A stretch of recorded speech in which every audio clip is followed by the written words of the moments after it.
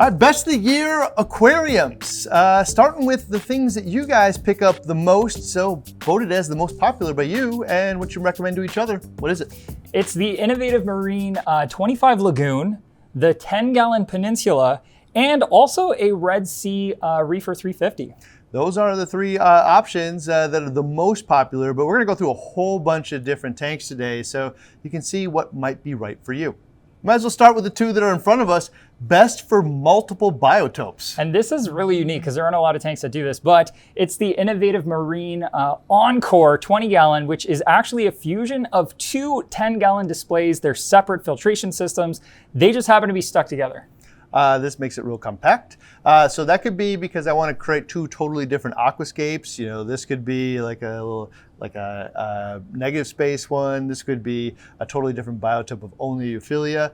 But it could also be just a love affair of the animal. So maybe I really, really love shrimp and goby pairs, but I can't have two in a small tank. So this one has like a really small, like a, what do they call those, candy cane shrimps? Yeah, you know? And like a Yashahashi goby or there you go, yeah. Right? And this one's just got a yellow watchman in it, and like your tiger. So like you could do different things in each one of these, and a really cool solution that you know, the hobby really hasn't seen before.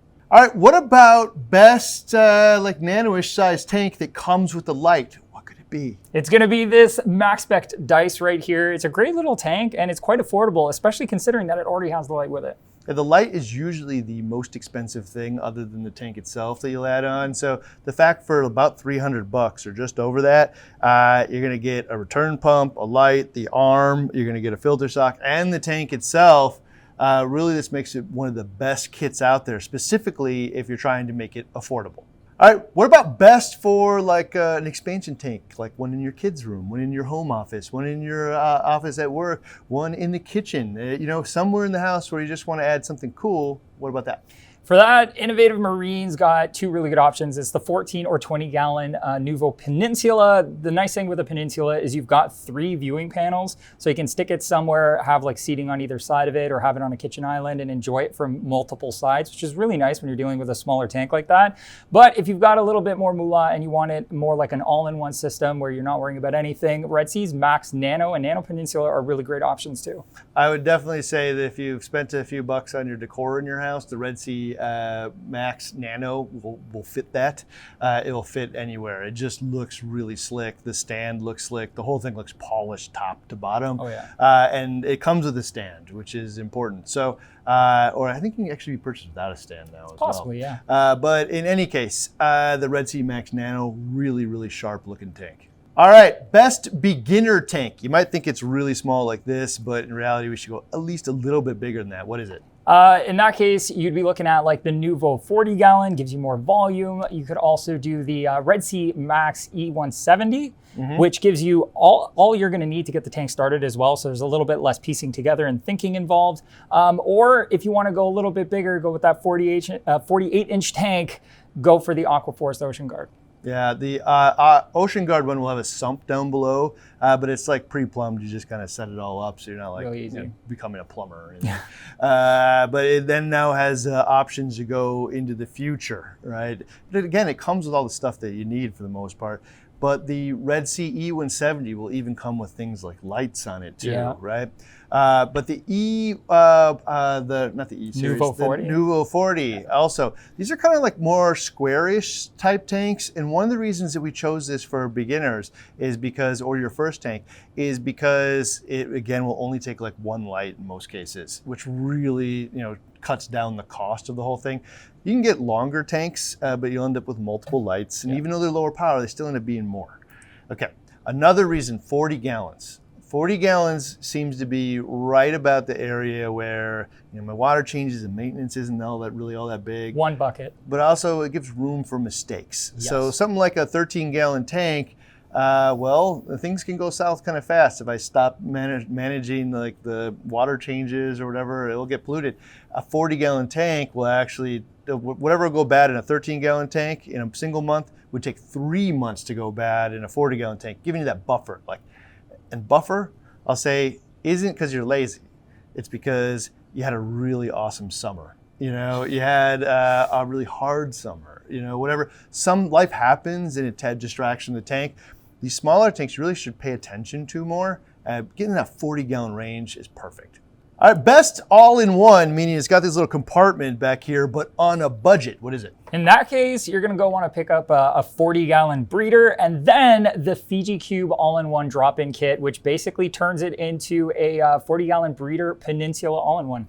The beauty of all these tanks you're seeing up front is they hide all the heaters and all the other stuff down below it. You can put like magnets on the back of it and put your power heads and stuff back here. Cords and stuff are all hidden. But in your traditional tank that you would just go pick up in the pet store, the little glass box, none of that's true. All the stuff's dangling in there.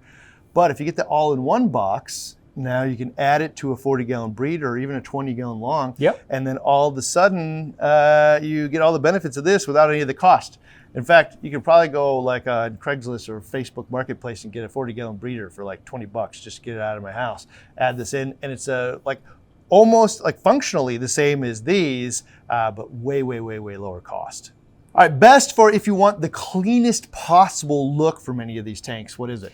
That's going to be the Red Sea Max S, which we don't see a lot of, but they are a super slick tank and one of your favorites, actually. Yeah, absolutely one of my favorites. I don't necessarily want all the gear that comes on it, but the tank itself, man, is really happy.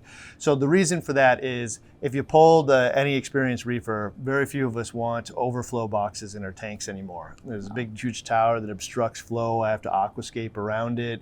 It just detracts from the whole thing. It doesn't add anything. But also, so if you're gonna pull that box and we put it on the back, well, now the tank has to be pushed out and now I can see all the plumbing and stuff coming out of the back, and that sets off a lot of OCD too. Yep. Okay, what the Red Sea Max does is a hybrid of both. And the hybrid of both is they create a coast-to-coast overflow that doesn't have any of the obstructions in it, and then they put the plumbing in the back, but they hide it. It's part of the tank in there, and the plumbing comes out the bottom then. That means I can mount it flush with the wall, not see any plumbing, not see any overflows. And one of the common things here is, well, isn't that coast-to-coast eating up the space in the tank? And the answer is, I guess, kinda, maybe. But I would have had a bunch of space. I would never have the overflow in most cases. So I'm just eating up the space that would have been empty behind the tank anyway. Yeah. And this way, it just looks so much cleaner. I don't see any plumbing. I don't see any overflows in there. I have way better flow patterns for my power heads. I don't have to aquascape around it. If you're looking for the cleanest possible look, the S Series Max from Red Sea. We're talking reef tanks, corals and stuff. So what's the best dimensions for a reef tank? Really, that's going to be any tank that is deeper front to back than it is tall, but with that caveat being it has to at least be 20 inches tall because you need that headroom for coral growth. With a fish-only tank, it's kind of flexible as to what you want to do. But with the reef tank, the stuff grows up. So it definitely needs to have some height to it. But also, it has like a different level of aquascape because I want to spread it out so I can get like tiers of corals growing up of it instead of just like all on top of each other and like a wall, That's why most reefers would very much prefer the tank to be deeper front to back than it is tall, but at least 20 inches tall. So you can look for a bunch of different options and everybody would say their favorite is the best, but they'll have those two criteria most of the time. All right, what about most surface area for coral? Because you're a coral collector eventually here. You're not just creating a display, but I'm kind of like collecting all of these different organisms and it becomes really a neat task. Which style of tank will allow me to collect the most? We kind of touched on it earlier, but that's the peninsula form factor. Like I was saying, you can see from 3 sides. You now have 3 viewing panels, which means you've got 3 new spaces for coral instead of usually just one where you've got that main space across the front. Now you have 2 panels, viewing panels that are the same length, and 1 short panel at the front that you can stick coral on as well. That is a world more coral, a lot more space. I would say double is the right amount because basically if I had a 120 and it was just put up against the back of the wall, I just have that one surface in the front and a little bit the sides, right? But the sides are often cluttered and really not designed for that and the wall's in the way. All right, but if I do a peninsula where the viewing panes are on both sides and the thing juts out in the room, I have a 4-foot viewing pane on the right, and I have a 4-foot viewing pane on the left, and I have actually one of the coolest views now, which is all the way down it from directly on. So if you are a coral collector and you want to have a lot of coral, but not a lot of tank, Peninsula is the answer. All right, best tank if it's your first or second tank and you want to avoid the upgrade fever. What are the sizes? You're going to want something that's somewhere between 48 to 72 inches, which is going to be your 120 to 180 gallon. There's a lot of reasons for this, whether it's you want to get those cool fish you've always wanted, but you need the space for them, or you want to make sure you're not running out of space for collecting those corals that you're now obsessed with. That's me. There's a lot of reasons why they're the right size. You'll find a lot of people that picked up a 90 or a 75 or even a 40-gallon breeder who kind of like really wish they had just gone up to a 120. Yeah. 120 is kind of around that area where it fits into most rooms, the floors can support it and all that kind of stuff. Like a really common tank. I will say specifically the people that got 75 and 90s because it's a 4-foot tank either way, and the lights were the same, the filtration is like largely the same. The only thing that really changed is the size of the tank, and from an economic standpoint of the total build cost, really almost nothing burger. No. A very small change to go to something where you're like, you know what, this 2x2x4 area is really what I like. Now, if you have the ability to, I will tell you, if you go all the way to 6 feet and go 2x2x6, which is the 180, if you have the ability to do it, most people will never feel the need to upgrade from that point. And even the people that I've known that have upgraded way past that and ended up with these 300 and 500 gallon tanks, next time they set one up and it fits their lifestyle, they generally end up around that 180 range. So this is probably that sweet spot of 120 to 180 of I can avoid the upgrade fever, which is the most expensive possible thing you could do is keep upgrading over and over. All right, what about best fish only dimensions? It's interesting because it's a little bit different than coral tanks, and that's you want something that's going to be wider and taller, and that front to back matters a little bit less now, mostly because you want that big space to enjoy looking at all of those fish you're putting at the tank. And inside of the tank, when you mix all these different types of fish together, they're going to take up different spaces. Some are going to be bottom dwellers, some are going to be mid in the rockwork, some are going to be free swimming near the top. Having that kind of giant big screen TV feel for your aquarium when they're fish only really adds to the whole enjoyment of it. I think that's the best way to say it. Like, imagine if it wasn't really an aquarium and it was just like a TV playing an aquarium. Would you want a thin little strip or would you want a big old screen? And that's really what you're doing is creating a visual display. And the only reason that this is, different, or not only reason, but one of the reasons it's different from a reef tank is a reef tank generally has really bright lights on it. Yeah. It tends to grow a little bit more algae. You got coral all over there, require maintenance and stuff. With a fish only tank, the lights don't grow as much algae in most cases. I'm not moving around coral and stuff. And so my arm, I don't have to get all the way to the bottom that often. And with a reef tank, you really just don't want a tank that's deeper than your armpit because you're crawling in there. With a fish only tank, I can use a tool to scrape. Oh, yeah. It's for me, if you're going fish only, taller is almost always better because it creates a bigger, more impressive visual display, and the fish like the swimming patterns as well. All right, best for photographing corals or shooting video of them. You like your Instagram, you like Facebook or even TikTok now. If you want to share these things with other people in your inner circle or even the public, what's the best tank to do that with? That's going to be any of your lagoon tanks. So definitely going to be wide, front to back, side to side, but shorter.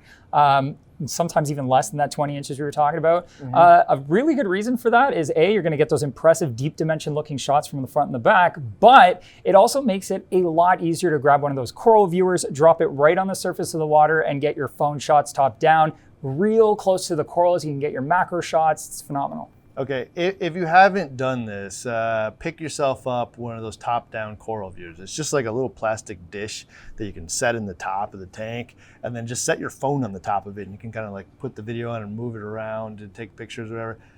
It is an entirely different experience. You'll say, why was I shooting through the glass all these years? Because this is the reason why my photos look like crap and everybody else's look so awesome, right? And so it doesn't have to be a fancy camera. It's almost always just set your your phone down in there And with a lagoon that are shallower, it puts that lens closer to the coral as well, and you get something really, really impressive. So generally, if you're into photographing your corals, lagoons are the way to go, specifically top down. Best for the main floor of the house where there's not directly on cement. In that case, just making sure you're distributing the weight along those floor joists the best way possible, not going over the load so you're going down and trying to support the floor. Go 120 gallon or less. Yeah, 120 gallons most of the time, especially if it's pushed up against the wall, isn't really an issue. If you think it's going to be an issue, then it's not that expensive. You can go and just find somebody to, like a contractor to come in and look at it. They'll charge you $100 and they'll tell you, yeah, these are the safe places to put a really heavy tank. So if you wanted to go like 180 or bigger, they would tell you where to do it. They'd also tell you probably, hey, if we just put a couple of posts, under below or wherever, you could do it here as well, get something really monstrous if you wanted to. But if you're going 120 or below, you probably don't have to put a whole lot of thought into it. After that, this thing might get heavy. Best if you hate filter socks. Both hands up. Yeah, I don't want filter socks anymore. In that case, Red Sea did us all a huge favor with their Reefer G2 series. While they come with filter socks, so if you want them, you can use them, they also made it a tool-free option to remove them entirely so you can put anything else you'd like in there, like a fleece roller. Yeah, the filter socks work well. They pull out all the garbage, but you have to change them every couple of days. Otherwise, the garbage just rots in the tank. I'd prefer actually to rely on other filtration and just pull those out. But the problem is often when you pull them out, they make a ton of noise. Yeah, tons of water They're not noise. designed for that. But with another option with Red Sea is they put the roller mat in there. So as that fleece roller is in there, now you can drop that in, the water goes through the fleece, it clogs up, and it just rolls the turds right out of the tank. So if that sounds good to you, that is definitely it. The S2 series? Reefer G2. G2 series, I'm sorry, from Red Sea. All right, this one is near and dear to my heart, and I bet you a bunch of other people who don't like IKEA-like instructions and tasks.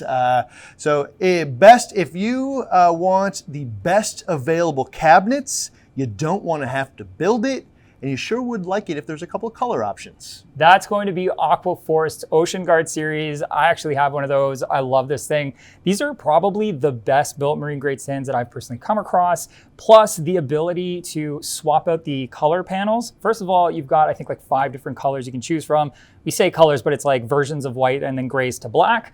So you can pick what's gonna match your home decor. But if you ever get tired of it, or you nick one of the panels, or you do something silly to it and you wanna swap them out, you can just pick up the panel kit and door kits and change those colors around. You can even mix and match them if you want. It's one of the coolest stands that I've seen so far. When it comes to you, it comes pre-assembled. Yes. The only one that I know of that does that, other than maybe if you picked one up at your the little pine ones from the pet store.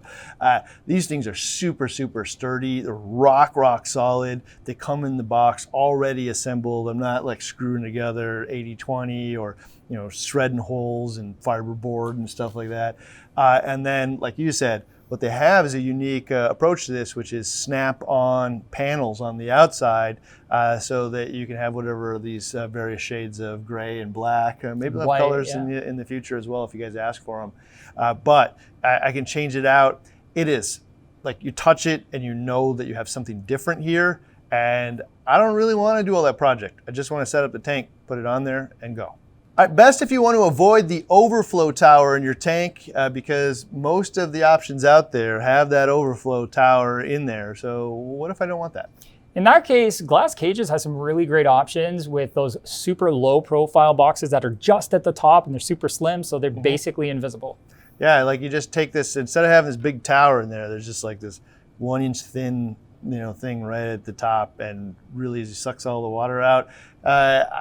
That is probably what I would go with, that style in a lot of cases. So bravo to Glass Cages and stepping it up, because I'd like to see options like that from everyone.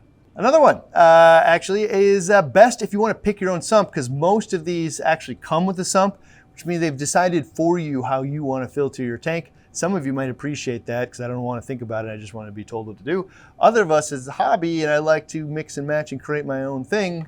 which one does that best? You know what? It's glass cages, but it just dawned on me, the innovative Marine EXT and INT series also do not have sumps. So both of those are great options if you'd like to BYOS. Yes, you know what? I think there's a lot of people out there that would like that. And in some cases, I actually like to just put a big aquarium, a big glass box down there because it's flexible to my needs and I don't need all the little compartments that are like forcing me to behave a certain way. So both those options cool as well. All right, so all that said, Thomas, you're out shopping right now. What are you getting? I'm probably going to go to the Reefer 300 XL, the G2 series, specifically because the Sump has those panels that come out. I liked my Reefer when I had it going. My biggest problem with it was just those filter socks that I couldn't really remove. And the dimensions for me are perfect. It's 36, but I think it's like 26 almost, and then just under 24 inches tall. It's the right size for me. I was a Nano Reefer for such a long time, and those dimensions have always been really, really good as far as a bridge between a true Nano and a larger form factor tank. That's where I would go right now. All right, so I got a caveat here. If Red Sea made the Max S600, which is that really low profile one, coast to coast overflow, goes up against the wall. If they made that one without all the gear, meaning that I didn't have to buy every last piece of gear from them, like I maybe want different lights, and maybe I want a different approach to dual return pumps. I may want, a different approach to a bunch of this stuff. If they made that, I'd buy that in a heartbeat. Oh yeah. I actually like it so much that I might even be willing to take off the things that I wouldn't use and eBay them. Yeah, because in the long run, man, I'll be happy. I'm going to own this tank for 10 years. It's worth a little bit of effort. But I just wish they actually just sold it by itself because I think a lot of people would see the value the same way that I see it. In the meantime, I'd actually go with the Aquaforest 960. Right? Oh, yeah. It's a beautiful tank, beautiful sump, has an open area for a lot of the different things I want. Doesn't require a space for the auto top-off box because it already has one built into it. And I can't get over the fact that the cabinet is just sturdy, it's strong, doesn't wobble, and it's made for me right out of the box, no work. I got the aquarium, but there's all kinds of other things. You might be thinking, well, how do I know which is the best of all of it? Well, we have the answers. We got decades of experience here. We're sharing them all in the best of the playlist right here. Go check it out.